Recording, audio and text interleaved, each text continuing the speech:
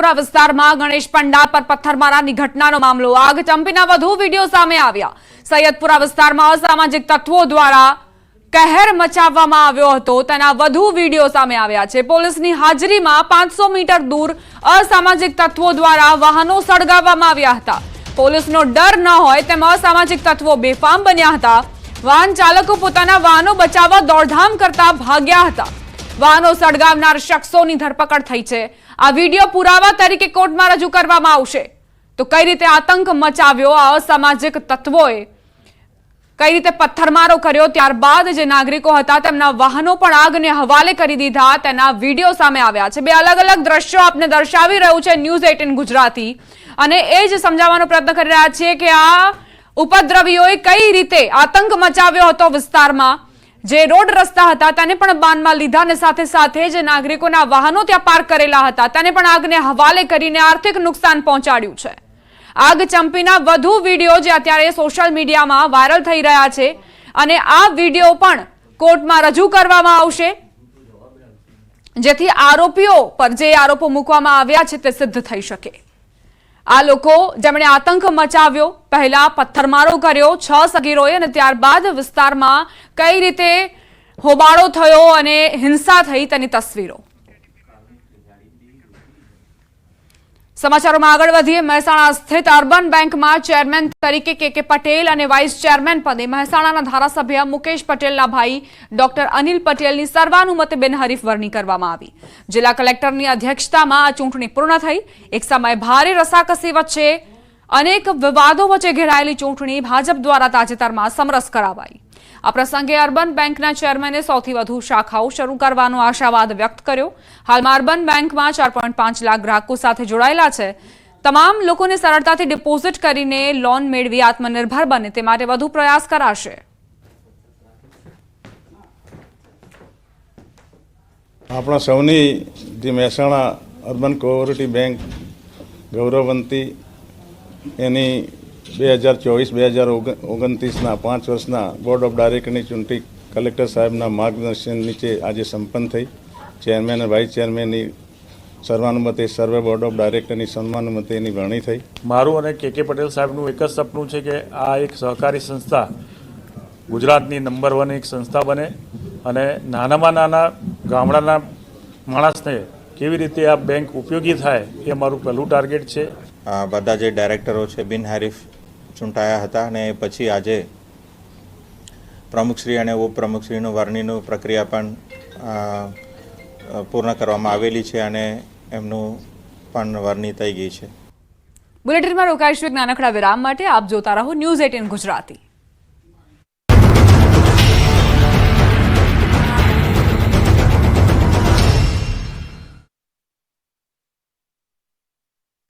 દક્ષિણ ગુજરાતની 5 પાલિકામાં ચૂંટણી।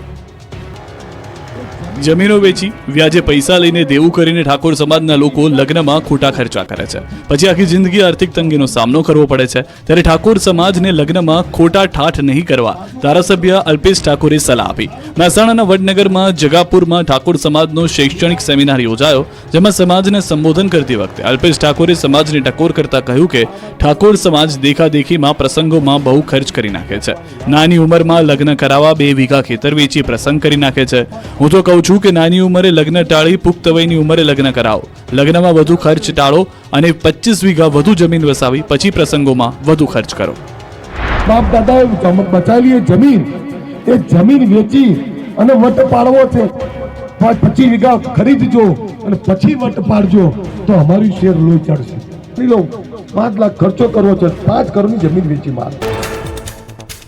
અમરેલીમાં અંધશ્રદ્ધાનો સિલસિલો યથાવત। ગિરધરનગર સોસાયટીમાં અંધશ્રદ્ધાની આડમાં મહિલાએ લોકોને ભ્રમિત કરવાનો કર્યો પ્રયાસ। ઘરની પાછળના ભાગમાં શિવલિંગ હોવાનો દાવો કરતી મહિલાનો વિડીયો।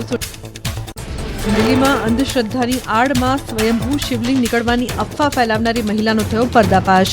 મહિલાનો વિડીયો વાયરલ થતા વિજ્ઞાન જાથાની ટીમ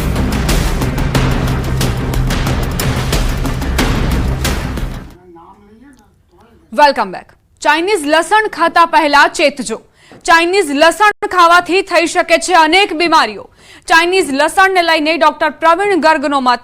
ચાઇનીઝ લસણ આરોગ્ય માટે હાનિકારક છે। લસણમાં મિથાઇલ બ્રોમાઇડ નામના ઝેરી તત્વો, હેવી મેટલ, પેટમાં અલ્સર, પેટમાં દુખાવો થઈ શકે છે, શ્વાસની તકલીફ, ઉલટી, ગભરામણ થવાની શક્યતા રહે છે. લસણનો વધુ પડતો ઉપયોગ કરવાથી કેન્સરની પણ શક્યતા રહે છે. આ ઇન્ફેક્ટેડ ચાઇનીઝ લસણના ઉપયોગથી એ બોડીના દરેક ઓર્ગન ઉપર ડેમેજ કરી શકે છે. પહેલા શોર્ટ ટર્મ એટલે તાત્કાલિક આવી રીતના લસણને લેવાથી માણસને એક્યુટ વેઝોવેગલ રિએક્શન એટલે માણસ બેભાન થઈ શકે છે, ચક્કર આવવાનું, ગભરામણ થવાનું, પરસ્યુ થવાનું, નોઝિયા, વોમિટિંગ, ઝાડા, સ્કિન ઉપર એલર્જીક રિએક્શન, શ્વાસ લેવામાં તકલીફ, હાર્ટ ઉપર અસર, પલ્સ અને બ્લડ પ્રેશરમાં ફ્લક્ચ્યુએશન આવી રીતની સિમ્ટમ્સ જોવામાં મળે છે. અને પરસિસ્ટન્ટ જે હેવી મેટલ્સથી યુક્ત આ લસણનો ઉપયોગ કરો તો એ બોડીના દરેક ઓર્ગન ઉપર ડેમેજ કરે છે. ચિલ્ડ્રન્સમાં મેમરી લોસ પણ થઈ શકે છે અને મૂળ બોન મેરો ઉપર ડિપ્રેશન થવાના કારણથી એનિમિયાના સંભાવના વધી જતી હોય અને લાંબા સમય સુધી આનો ઉપયોગ કરવાથી પેટમાં ગેસ્ટ્રાઇટિસ, પેપ્ટિક અલ્સર પણ થઈ શકે, કિડની ઉપર પણ અસર કરી શકે છે અને મૂળ જાતના કેન્સર એટલે બ્લડ કેન્સર, આંતરડાના કેન્સર, બ્લેડરના કેન્સર પણ થઈ શકે અને મેલ્સમાં ઇન્ફર્ટિલિટી થવાની પોસિબિલિટી પણ વધી જતી હોય. તો એટલે જ્યાં સુધી પોસિબલ હોય ત્યાં સુધી આ સંક્રમિત ચાઇનીઝ લસણનો ઉપયોગ ના કરવો જોઈએ. ચાઇનીઝ લસણને લઈ વેપારીઓમાં ફફડાટ ફેલાયો છે. ત્યારે અમદાવાદમાં ખેતીવાડી ઉત્પન્ન બજાર સમિતિમાં સામાન્ય સ્થિતિ જોવા મળી. એપીએમસીમાં હરાજી બંધ થવાની કોઈ ભીતિ નથી.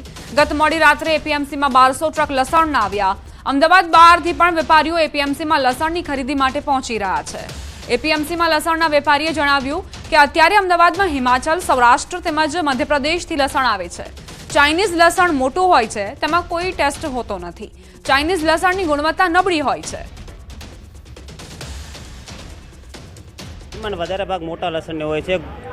લેડીઝને વધારે છીલવાનું હોય મોટું લસણ, એટલે એ મોટા લસણની માંગ વધારે કરે છે. એમાં કળી મોટી આવે છે એટલે એમને ફોલવામાં સરળતા રહે છે. ચાઇનીઝ લસણમાં કળી મોટી હોય છે અને લાઇટ પોલિશ વધારે હોય છે એ લસણની. આપણે ઇન્ડિયાના લસણની બાજુમાં રાખેલું ઓટોમેટિક ખબર પડી જાય કે આ ચાઇના લસણ છે. ક્વોલિટી આવે છે, G2 આવે, દેશી આવે, ઉટી આવે, હિમાચલ આવે છે. 4-5 જાતના લસણ આવે છે ક્વોલિટીમાં. ચાઇનીઝ લસણ અહીંયા નહીં આવતું અમદાવાદમાં. ગમે ત્યાં તમે જાઓ ચાઇનીઝ લસણ નહીં હોય. અહીંયા કાયદો નથી ચાઇનીઝ લસણનો. ચાઇનીઝ લસણ સારું, દેખાવામાં સારું હોય પણ ખાવામાં ફીકું હોય છે. ક્વોલિટી ના હોય એની યારી. અમદાવાદના વાસણા સ્થિત એપીએમસી ખાતે હું અત્યારે છું ને આપ મારી પાછળ જોઈ રહ્યા છો. આ લસણનો જથ્થો ગઈકાલે રાત્રે જ ખડકાયો છે. મોટી સંખ્યાની અંદર ખાસ કરીને લસણનો જથ્થો છે તે એપીએમસીના દરેક જગ્યાઓ પર જોવા મળશે અને અહીંથી ગુજરાતભરના વેપારીઓ છે ખાસ ખરીદી કરતા પણ જોવા મળશે. લસણના વેપારી મારી સાથે અનવરભાઈ જેઓ વર્ષોથી વેપાર કરે છે તેમની સાથે વાત કરીશું. અનવરભાઈ, આ લસણ આપણે ત્યાં ગુજરાતમાં અમદાવાદમાં ક્યાંથી આવે છે? અત્યારે બધો માલ એમપીથી આવે છે. પેલું જે બહારનું લસણ આવે છે, મોટી કઢી આવે છે અને તરત એનું 10 કિલોનું પેકિંગ આવે છે અને મોટી કઢી આવે છે અને મોટો એનો ગાંઠિયો આવે છે. એટલે પબ્લિકને તરત આઈડિયા આવી જાય કે બહારનું લસણ છે અને આ લસણ બધું તરત પબ્લિકને ખબર પડી જાય અને 99% વધારે એમપીનો માલ વધારે ચાલે છે. જે ચાઇનીઝ લસણ જે માર્કેટમાં વેચાઈ રહ્યું છે તેનો ગાંઠિયો ખૂબ જ મોટો હોય છે. ખાસ કરીને ગૃહિણીઓ એ લસણને વધારે એટલે પસંદ કરતી હોય છે કે જલ્દીથી જલ્દી ફોલાઈ જાય અને તેનો ઉપયોગ છે તે સારી રીતે થઈ શકે, જલ્દી લસણ ફોલાય તેવી વાત સાથે તેનો ઉપયોગ વધારે કરતી હોય છે. પરંતુ વાસ્તવિકતા એ છે કે જે અત્યારે મધ્યપ્રદેશથી માલ આવ્યો છે, કાઠિયાવાડથી માલ આવ્યો છે, આ તમામ લસણ જે છે ભલે આમ સાઇઝમાં તમને નાનું લાગતું હોય, અત્યારે બી આપ જુઓ નાનું લાગતું હોય, પરંતુ આ લસણ છે તેની ગુણવત્તા ચાઇનીઝ ગુણવત્તા કરતાં કેટલી અસરકારક? 100% સારી. બંનેમાં તફાવત શું? તફાવતમાં પેલો જો સ્વાદમાં નહીં, ખાલી સુંદરતા, ગુણ નહીં, બાકી સ્વાદ નહીં, સ્વાદ નહીં, ગુણ નહીં. આ સુંદરતા ઓછી પણ આમાં ગુણ વધારે, ખાવામાં બી સારું અને કોઈ જાતનું સાઇડ ઇફેક્ટ નથી કરતું. ગુણવત્તા સારી, સ્વાદ તમને વધારે કાઠિયાવાડના જે લસણ છે, મધ્યપ્રદેશથી જે લસણ આવ્યું તેમાં મળશે. ચાઇનીઝમાં જલ્દીથી તમને ફોલાઈ જશે પરંતુ એની ગુણવત્તા એટલી સારી નથી તેવું વેપારીનું પણ કહેવું છે. કેમેરામેન નિલેશ સોસા સાથે દીપિકા કુમાર, ન્યૂઝ 18 ગુજરાતી, અમદાવાદ. આજે રાજકોટ અને ગોંડલ માર્કેટિંગ યાર્ડમાં લસણની હરાજી બંધ રાખવામાં આવી. ગોંડલ માર્કેટિંગ યાર્ડમાં વેપારી એસોસિએશન દ્વારા પ્રતિબંધિત ચાઇનીઝ લસણની આવક સામે વિરોધ નોંધાવાયો. ચાઇનીઝ લસણની ઘૂસણખોરીને લઈને વેપારીઓ અને ખેડૂતો દ્વારા વિરોધ સ્વરૂપે આજે લસણની હરાજી બંધ રખાઈ. અત્યારે જે આપણે ભારત દેશમાં ચાઇનાનું લસણ જે ગેરકાયદેસર રીતે ઘુસાડવામાં આવી અને કાળો કારોબાર કરવામાં આવે છે તેના વિરોધમાં સમગ્ર ભારત વર્ષના માર્કેટ યાર્ડમાં એના હડતાલ રૂપે એનું પ્રતિકાર રૂપે અમે જ્યારે હડતાલ જાહેર કરવામાં આવી હોય તો અમે એમાં ટેકો જાહેર કરીએ છીએ. અમે બધા એકઠા થયા છીએ ચાઇના લસણના વિરોધમાં કે જે બિનકાયદેસર રીતે અહીં આ ભારતમાં પ્રવેશ કર્યો છે અને કન્ટેનરો અહીંયા ભારતના માર્કેટમાં ઠલવાય છે, જેને લીધે આપણા ભારત દેશના તમામ ખેડૂતોને જે દિવસ રાત મહેનત કરે છે એને નુકસાન થાય છે. ચાઇના લસણ અમને આ પોષણ ભાવમાં અત્યારે બહુ જ નડે એમ છે. આ 4-5 વર્ષે એકાદી વાર અમારે ભાવ સારા મળે તો એમાં થોડાક નીચા બજાર જાય તો અમને બહુ મોટી નુકસાન થાય એમ છે, એટલે અમે આમાં જોડાણા છીએ.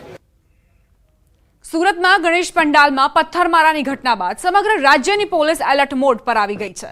ત્યારે મોરબીમાં પણ ઠેર ઠેર ગણેશ ઉત્સવનું આયોજન કરાયું છે. આ ઉત્સવમાં અનિચ્છનીય બનાવ ન બને તે માટે કમર કસી લીધી છે. મોરબી પોલીસની તો ખૂબ સપોર્ટિવ છે. મોરબી પોલીસ અમને બંદોબસ્ત પણ સારો એવો આપે છે. ફાયર સેફટી હોય કે ટ્રાફિક રૂલ્સ હોય, અમે એનું સારી રીતે જે લોકો પોલીસ કર્મીઓ અમને કહે છે એવી જ રીતે અમે કરી છે, જે કારણે મોરબીની જનતાને કાંઈ પણ પ્રોબ્લેમ્સ ના આવે, મોટો ટ્રાફિક ના થાય, કાંઈ ઘટના ના સર્જાય, તો એવી એક્શન મોરબી પોલીસની પણ સારી છે અને અમે સિદ્ધિવિનાયક ગ્રુપ પણ આનું ધ્યાન રાખી છે. હું અગર કહેવા માંગુ તો એ વસ્તુ થવી ના જોઈએ. એનું કારણ છે કે હવે બાપા એવું નથી કે આપણા છે, બાપા બધાના છે. ભગવાન હરેક અલગ અલગ રૂપમાં હોય છે, ખાલી ધર્મ છે એ અલગ અલગ રીતે મનાવે છે, બાકી ભગવાન તો એક જ છે. તો આ વસ્તુ અગર ના થાય, આગળ ફેલાય નહીં તો સારું છે. તો આ તરફ જૂનાગઢ પોલીસ પણ એક્શનમાં આવી છે. જૂનાગઢમાં ગણેશ ઉત્સવને લઈ ચુસ્ત પોલીસ બંદોબસ્ત ગોઠવી દેવાયો છે. ડીવાયએસપી સહિત પોલીસ અધિકારીઓએ ગણેશ પંડાલના આયોજકો સાથે રૂબરૂ મુલાકાત કરી. આવી દુષ્ટ પ્રવૃત્તિ, દુષ્ટ માનસિકતા સાબિત કરીને એક ખૂબ જ વખોડવાજનક કૃત્ય જે છે એ જેણે પણ કર્યું હોય એની યારે કોઈ સમાજ, કોઈ ધર્મ, કોઈ સંપ્રદાયને લેવા દેવા નથી, પરંતુ આ જે કર્યું છે ખૂબ ખરાબ છે. ભવિષ્યમાં આવું કોઈ પણ કૃત્ય ન થાય તે ઈચ્છનીય છે. અને બીજું કે સરકારશ્રી દ્વારા તેમાં ત્વરિત પગલાં લેવામાં આવ્યા છે, તે પણ આવકારદાયક છે.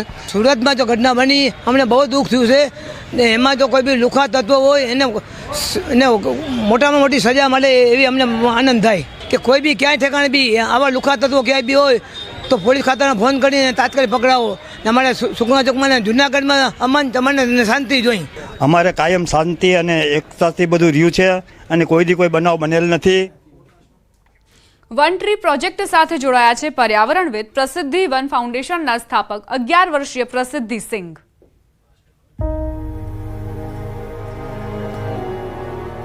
સૌને નમસ્કાર. હું 11 વર્ષીય સામાજિક ઉદ્યમી અને પર્યાવરણવાદી છું. હું પ્રસિદ્ધિ વન ફાઉન્ડેશન અને ગ્રીન પિલરની સ્થાપક છું. હું તમિલનાડુના ચેંગલપટ્ટુથી છું અને હું પ્રકૃતિ પ્રેમી છું. હું હંમેશા પ્રકૃતિથી પ્રેરિત થઈને પાંદડાઓના ગડગડાટ, મધમાખીઓના ગુંજારવ અને બીજના ફફડાટની પ્રશંસા કરું છું. 6 વર્ષની ઉંમરે મેં નક્કી કર્યું કે મારે મારું પોતાનું વૃક્ષારોપણ કરવું છે અને હાલમાં મેં 1,50,000થી વધુ વૃક્ષો વાવ્યા છે. મને 18 વર્ષની ઉંમરમાં રાષ્ટ્રીય બાળ પુરસ્કાર મળ્યો, જેના થકી ભારતમાં મારી યાત્રા ચાલુ રાખવા માટે આ મારા માટે એક પ્રેરણા હતી. પ્રોજેક્ટ વન ટ્રી નામ સૂચવે છે એક વૃક્ષ કેવી રીતે પર્યાવરણમાં ફરક લાવી શકે. આપણે સમજવાની જરૂર છે કે જો આપણે કુદરત તરફ એક પગલું ભરીએ તો તે આપણી તરફ હજારો ડગલા દોડીને આવશે.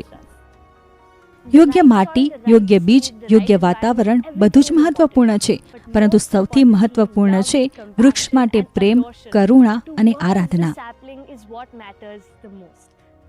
આપણે એક વૃક્ષ વાવીએ કે 100 વૃક્ષો, આપણી સફર પર્યાવરણને લઈને અઘરી તો છે જ, પરંતુ આપણું શીખવાનું મૂલ્ય વધવાનું છે. યુવાનો તરીકે આપણી પાસે જે ઉત્સાહ છે, આપણી પાસે સાહસ શક્તિ છે, આપણી પાસે જે સર્જનાત્મકતા છે, જો આપણે આ શક્તિઓને આપણી પૃથ્વીના ભલા માટે ઉપયોગ કરીએ તો તેનો પર્યાવરણ પર અદ્ભુત પ્રભાવ રહેશે. દરેક ખડકને આપણે બચાવી શકીએ છીએ અને તેનાથી પર્યાવરણને ફાયદો થાય છે. પ્રોજેક્ટ વન ટ્રી ભારતના સમુદાયને પુનર્જીવિત કરવામાં ચોક્કસપણે સારી ભૂમિકા ભજવશે.